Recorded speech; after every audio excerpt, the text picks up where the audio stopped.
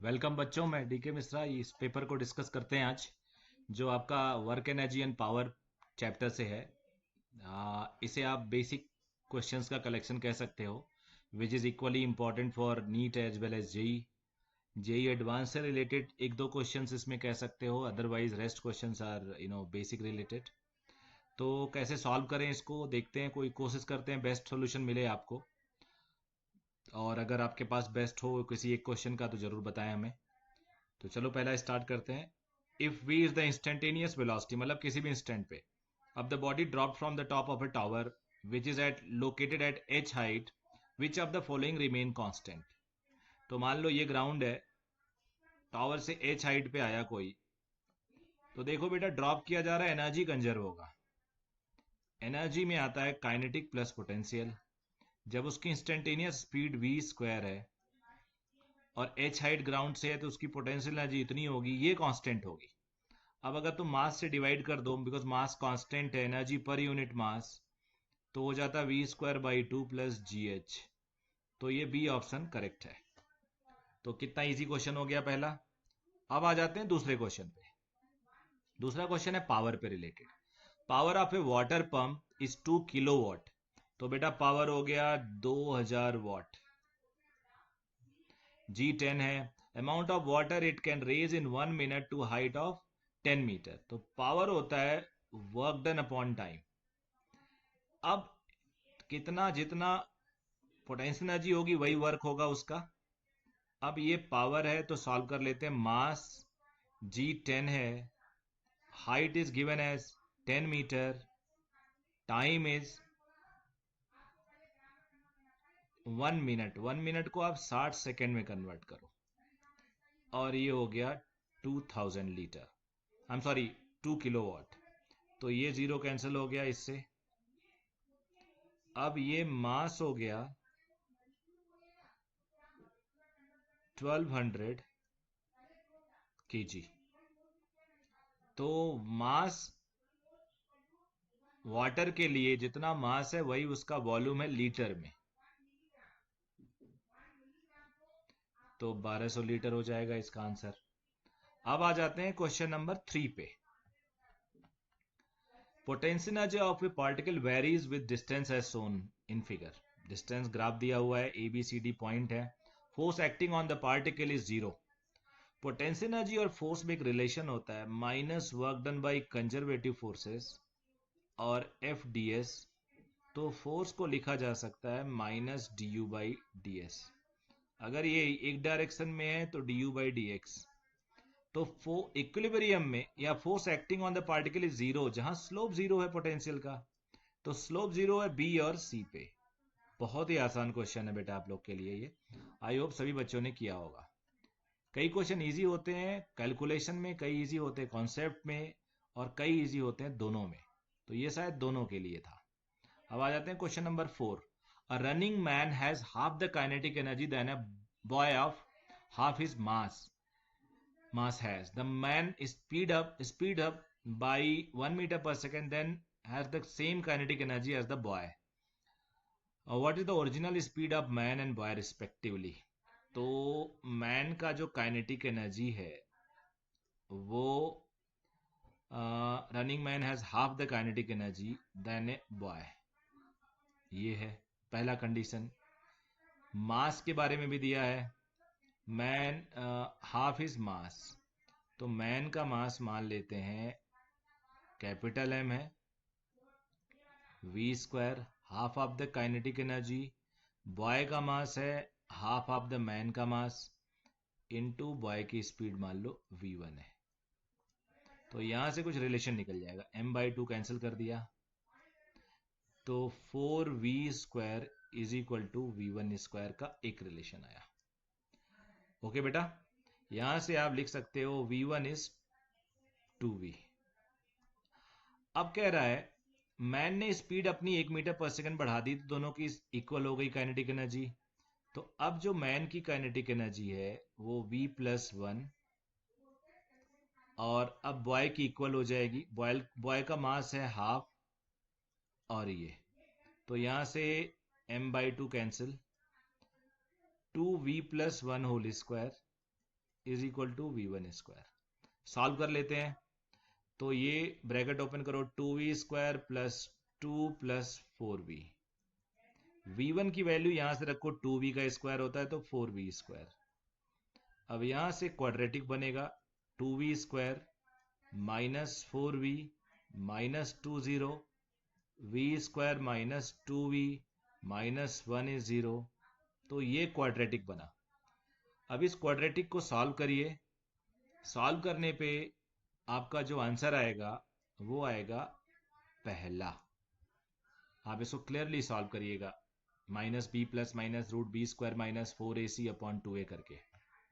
अब question number 5 बड़ा ही common question है, बड़ा ही कॉमन क्वेश्चन। आप जितनी बार इस वर्क एनर्जी चैप्टर को सॉल्व करिए, कई बार काइनेमेटिक्स में भी दे देता है, तो आपको ये क्वेश्चन दिखता रहेगा।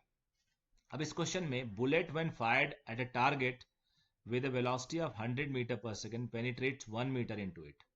If the bullet is fired at similar target with a thickness 0.5 meter, तो then it will emerge from it। तो कितने स्पीड से इमर्ज करेगा? तो मान लो ये है 1 मीटर का,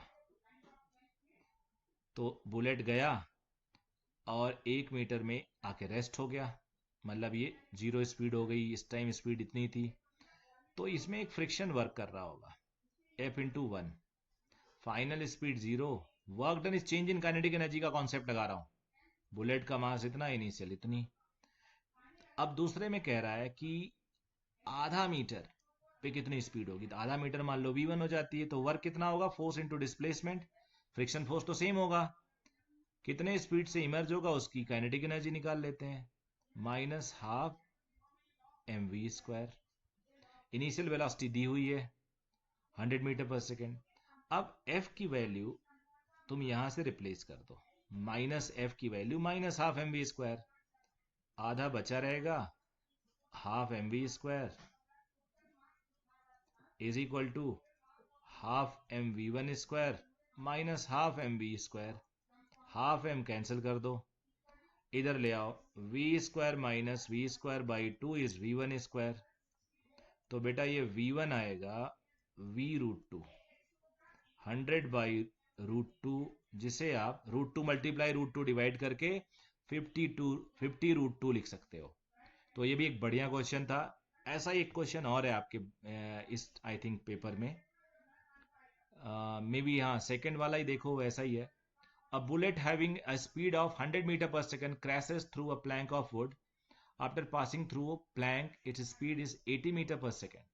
Another bullet of same mass and size but traveling 80 meter per second fired at the plank. The speed of the second bullet after traveling through the plank is okay। तो 100 से जा रहा 80 पे निकला, दूसरा वाला कितने पे, 80 से जा रहा है तो कितने में निकलेगा, दैट इज द क्वेश्चन। तो चलो इसको ट्राई करते हैं, थोड़ा स्पेस क्रिएट कर लें। यस, अब यहाँ पे मान लो ये सिचुएशन है, 100 से गया 80 पे निकला, तो -f into X is equal to half m80² minus half m100²। दूसरा है 80 पे गया, 0 पे निकला, आई एम सॉरी, कितने से निकलेगा वो बताना हमें। तो -f इंटू एक्स सेम हो जाएगा, half m80 v² minus half m80²। 80 से इन किया, अब दोनों इक्वेट कर लो यार, मास मास कैंसिल हो जाएगा, एक स्टेप का मैं प्रिविलेज ले रहा हूं, 80² माइनस 100²। तो यहां से मैं यहां पे लिख दे रहा हूं, v² is 80² plus 80², 2 into 80² minus 100²। तो इसको सॉल्व किया जाए तो 2 इंटू 6400 माइनस 10,000, तो ये हो जाएगा 12800 माइनस 10,000, बचेगा 2800। तो 2800 करोगे तो इसको लिख सकते हो आप v10√28, 28 को 7 इंटू 4, तो 20√7 इज द राइट आंसर। देखो एग्जैक्ट आंसर आपको मिला, यानी एक कॉन्सेप्ट पे दो क्वेश्चन भी आ सकते हैं। अब आ जाते हैं अगले पार्ट पे, सेवेंथ पार्ट पे। Seventh part, a bomb of mass 3 kg explodes in air into two pieces of masses 2 kg and 1 kg, यानी 3 kg टूट गया 2 किलो और 1 किलो में। स्मॉलर मास गोज एट ए स्पीड 80, टोटल एनर्जी, यानी इनडायरेक्टली आपको बड़ा मास निकालना है। शुरू में मोमेंटम जीरो था, अब एक जा रहा है 1 kg से इधर, तो तुम गेस कर सकते हो 2 kg वाला इधर जाएगा। रीजन यही है कि नेट मोमेंटम जीरो होता है, शुरू में जीरो, बाद में 1 वाले की स्पीड दिया हुआ है 80, 2 वाले का नहीं पता, ये 80 है, 1 kg यहाँ है, तो यहाँ से V1 आ जाएगा -40। दूसरी डायरेक्शन में जाना मस्ट है, पहले से लिख दो चलेगा। तो काइनेटिक एनर्जी कितनी हुई, हाफ मास 1 kg, 1 kg वाले का मास है 80 का स्क्वायर, दूसरा है 2 kg, उसका मास है 40 का स्क्वायर। इजी क्वेश्चन है। तो ये 8 8 जा 64, 6400 अपॉन 2 यानी 3200, और ये 1600, तो 4800 जूल आ जा रहा है। कितना आ रहा है बेटा, 4800 जूल आ जा रहा है, 4.8 किलो जूल। सेवेंथ क्वेश्चन हो गया। अब आ जाते हैं एट्थ पे। यहाँ थोड़ा मिस्टेक हो गया है बेटा, आई होप आप लोगों ने इसको समझ लिया होगा, because there is no option, एक x2 कुछ होता नहीं है, u होना चाहिए a minus B X square. और यहां भी कह रहा है the magnitude of force acting, तो फोर्स होता है minus D U by D X. तो डिफरेंशिएट करोगे अगर, तो कांस्टेंट का differentiation zero, minus minus plus, और ये b plus B two X, यानी plus 2bx। So force directly proportional to x आ रहा है ये। अब आ जाते हैं क्वेश्चन नंबर 9th पे।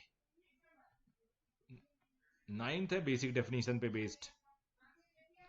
अ यूनिफॉर्म फोर्स, फोर्स दिया हुआ है, force is given as 3i plus J plus 0k, इसलिए मैं लिख दे रहा हूं। मास 2 kg है, as the particle displaced from air to air, S2 से S1, तो what is ds, S2 minus S1। तो S2 में 2i में से 4i को from position this to this, S2 है 4 में से 2 को 2i बचेगा, 3j में से ये 0j है, इसमें 2i plus 0j plus k, तो 3j में से 0j माइनस करोगे 3j, और माइनस k में से प्लस k माइनस, तो माइनस 2k। अब वर्क डन होता है F dot D S, dot product I के साथ, जे के साथ, के साथ, तो आई के साथ 3i और 2i 6, फिर ऊपर है 1j, यहाँ है 3j प्लस 3, ऊपर 0 के यहाँ -2, तो ये 0 ही रहेगा। सो 9 joule is the right answer. कितना आसान था, 9 joule is the right answer. अब आ जाते हैं अगले क्वेश्चन पे। A body of mass 4m is lying in xy plane at rest, suddenly explodes into 3 pieces. 2 pieces each of mass m move perpendicular to each other with equal speed. The kinetic energy generated due to explosion. तो देखो बेटा, शुरू में rest पे था, zero speed पे, दो अगर 90 डिग्री पे चले गए हैं, इसका मास m है, इसका मास m है, और ये 90 डिग्री पे है, तो तीसरा इनके रिजल्टेंट पे जाएगा, सो दैट नेट जीरो रहे। ये मस्ट है, नेट जीरो रहे। तो आप लोग ऐसा कर सकते हो, V1 जो अब दोनों का मोमेंटम, शुरू में मोमेंटम जीरो था, तो जो तीसरे का मोमेंटम है that must be the resultant of momentum of these two. अब दो मोमेंटम 90 डिग्री पे है, ऐसा देखो, ये तीसरे का मोमेंटम है, ये पहले का, ये दूसरे का, पहला दूसरा 90 डिग्री पे, तो अब तीसरे का मोमेंटम हो जाएगा पहले का स्क्वायर दूसरे का स्क्वायर, ये अब इसका मास है 2m, स्पीड मान लो v1 है। इन दोनों का मास सेम था, स्पीड सेम था, m square V square m square V square. तो m कैंसिल हो जाएगा और ये आएगा mv√2। तो m गया और v1 आ गया बेटा v√2/2, जिसे तुम v/√2 लिख सकते हो। अब कह रहा है टोटल काइनेटिक एनर्जी, यहां इतने स्पेस में कोशिश करते हैं। तो पहला मास था 2m, जो बचा रह गया था उसकी स्पीड v/√2 स्क्वायर करो इतना। दोनों बाकी सेम है, ट्वाइस हाफ mv स्क्वायर लिख देता हूं।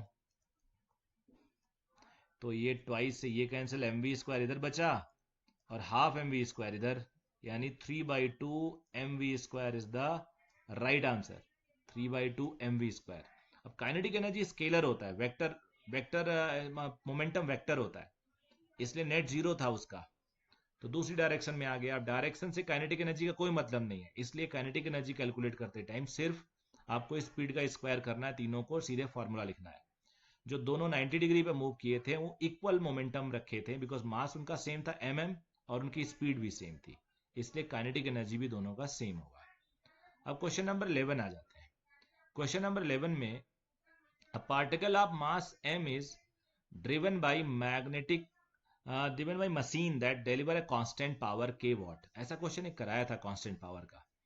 If the particle starts from rest the force on the particle is.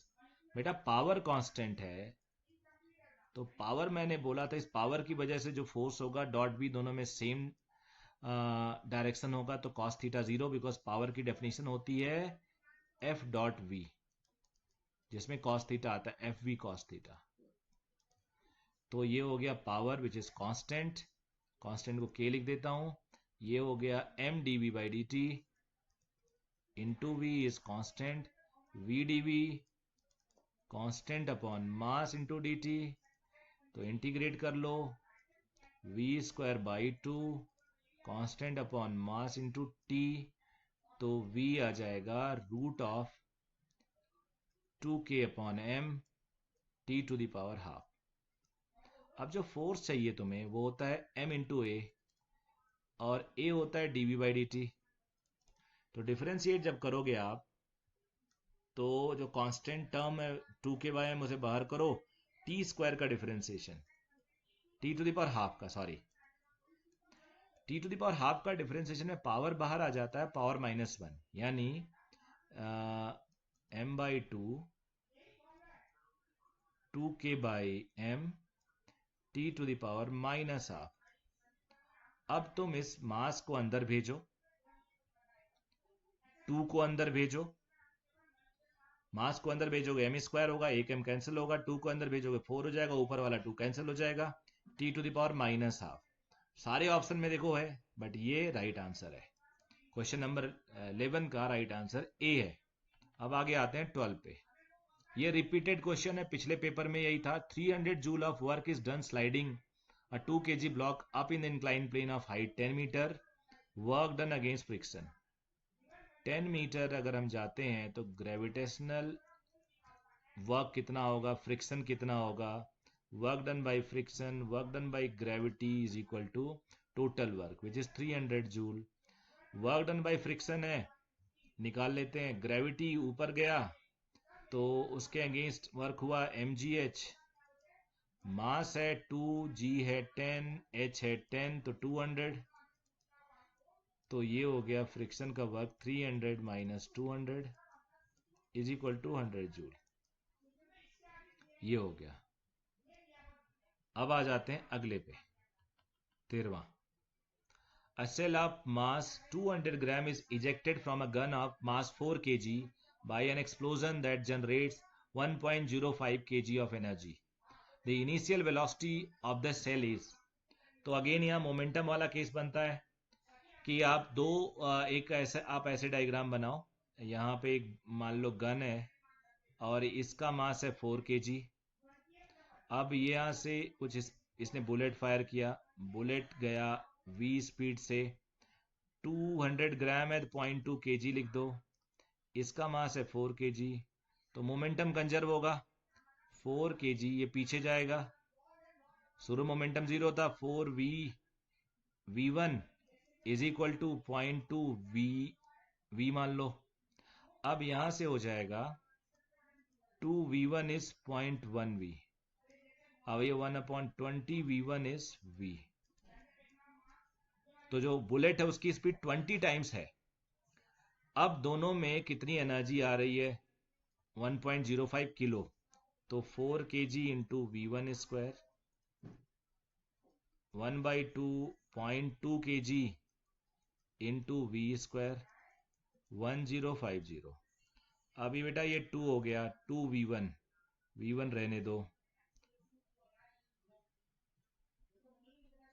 और ये हो जाएगा 0.1, 0.1 को 1/10 लिख दो, 1 और V1 को लिख दो 20, V को लिखो 20 V1। थोड़ा और सॉल्व करते हैं, तो ये 10 से ये 2, 0.2 को या उससे हाफ से कैंसिल किया था, 0.1 को मैंने लिखा था, 0.1 को लिखा था मैंने 1/10 ये, और V1 को लिखा, V को लिखा 20 V1 का स्क्वायर। तो बेटा अब ये आ जाता है 2V1 स्क्वायर, 20 का स्क्वायर 400/10 40, V1 स्क्वायर इज 1050। अब ये 42 V1 स्क्वायर 1050। अब यहां से हम लोग निकाल सकते हैं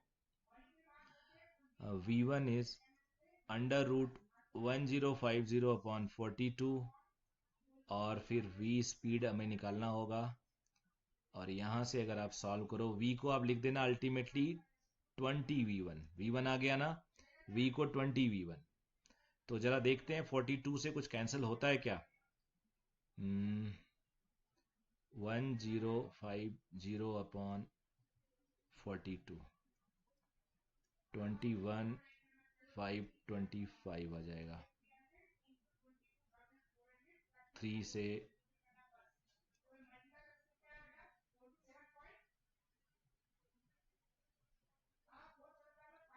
अब इसको आप लोग कैलकुलेट कर लेना, मेरे पास कैलकुलेटर नहीं है, लेकिन मैं 1 सेकंड आप लोग को, तब तक आप कैलकुलेट करते रहो, आप लोग कैलकुलेट करते रहो। ये आ रहा है 25, 25 से यहाँ आ जाएगा 5, तो V1 आ गया 5, V1 आ गया 5। वेरी नाइस, डायरेक्ट बेस था। और V है 20 इंटू V1, 20 इंटू 5 क्या हो जाएगा? 100। सो आंसर इज 100, एकदम एक्यूरेट आ रहा है, कोई डेसिमल वेसिमल भी नहीं आ रहा है। 14 देखते हैं। If a long spring is stretched by 0.02 metre, its potential energy is U। तो हाफ के 0.02 स्क्वायर। अब कह रहा है if it is stretched by 0.1 then potential क्या होगा बच्चे? अब 0.1, 0.02 पे इतना, तो 0.1 पे कितना भाई? ये 1 मान, ये U1 को यू ही रहने दो, बस ये तो कुछ है ही नहीं यार। U/U, हाफ के 0.1 का स्क्वायर अपॉन हाफ के 0.02 का स्क्वायर। तो 0.1 का स्क्वायर 10⁻⁻1 है, 10⁻², ये 2 का 4 हो जाएगा पहली बात, और 10⁻², 10⁻⁴। तो ये हो गया 100/4 दैट इज 25। तो U2 इज 25U, 25U हो गया। आपको जहां भी सॉल्यूशन पे लगे कि आपको दोबारा देखना है, आप वीडियो रोको और देखो। अब क्वेश्चन नंबर 15 देखते हैं, ये भी जेई में आया हुआ क्वेश्चन है। Stone is tied to a string of length L and is wheeled in a vertical circle.